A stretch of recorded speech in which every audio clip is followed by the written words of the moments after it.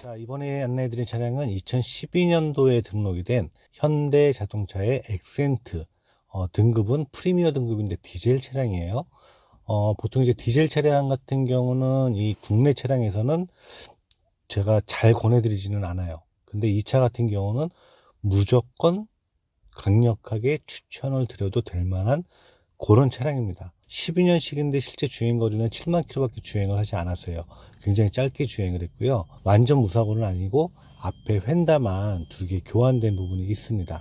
그거만 이제 참고하시면 될 것 같고, 옵션이 그렇게 많지는 않습니다. 제가 보여드리는데 하이패스 룸밀러 있고 열선 시트는 준비되어 있고요. 그리고 이제 블랙박스 같은 건 준비되어 있는데 버튼 키도 아니에요. 그냥 이제 그 돌돌이라고 하죠. 흔하게 키로 돌리는 이런 형태의 차량이에요. 한 가지 아쉬운 부분이 후방 카메라가 없고 센서만 달려 있다라는 부분이거든요.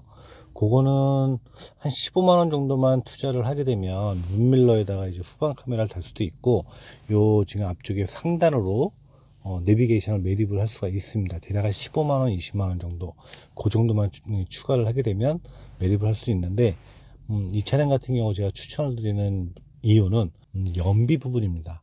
연비가 지금 보시는 것처럼 공식 연비가 20km예요. 공식 연비가.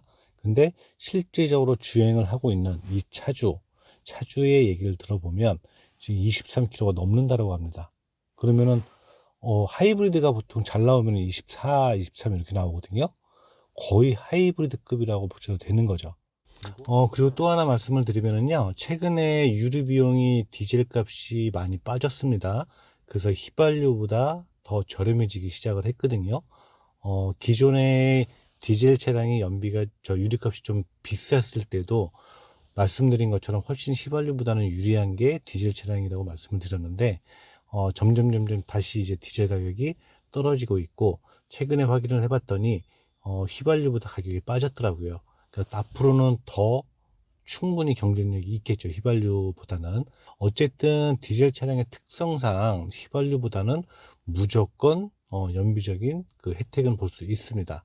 이 부분은 꼭 알아두시면 이 차뿐만이 아니더라도 다른 차를 하시더라도 큰 도움이 되실 거예요. 그 환경적인 이슈 때문에 나중에 장기적으로 봤을 때는 디젤 차량은 없어지는 부분이 맞겠지만은요, 그게 지금 당장의 일은 아니기 때문에 이 차량을 보러 오시게 되면 기본적으로 무조건 차량을 떠서 누유라든지 이런 거 다 확인을 시켜드릴 수가 있고요.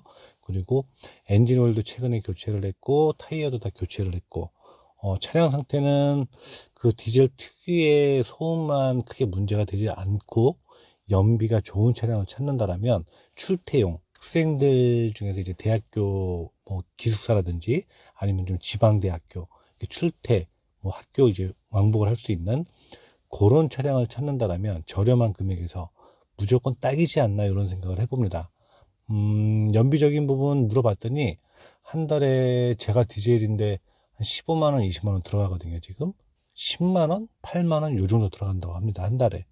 그러니까 많이 주행을 하는 건 아니고 한 하루에 한 50km 정도 내외 정도 이 정도 주행을 하는 거예요. 출퇴용으로.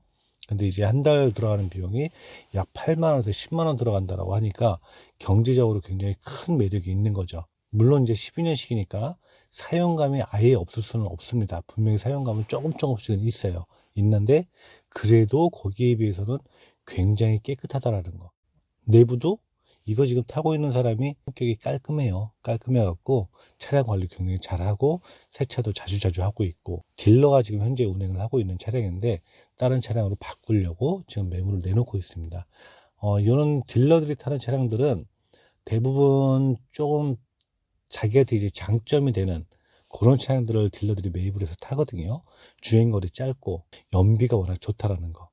그리고 이 친구 같은 경우 특히나 차량 관리를 굉장히 꼼꼼하게 하는 그런 성격을 갖고 있다 보니까 무조건 믿고 구매하셔도 되는 그런 차량입니다. 다른 뭐 기계적인 옵션 같은 거 굳이 없어도 되고, 장거리 뛰는데 유리하고 연비 좋고 요런 차량을 찾는다라면 제가 봤을 때는 지금 이 차량이 굉장히 매력이 있는 차라고 저는 보여지거든요. 이제 신학기가 시작이 되면서 젊으신 분들이 많이 이제 차량을 구매를 하실 시기예요. 보통 많이 찾는 게 경차를 찾으시는데 저는 개인적으로 경차보다는 이런 차량을 더 추천을 드립니다.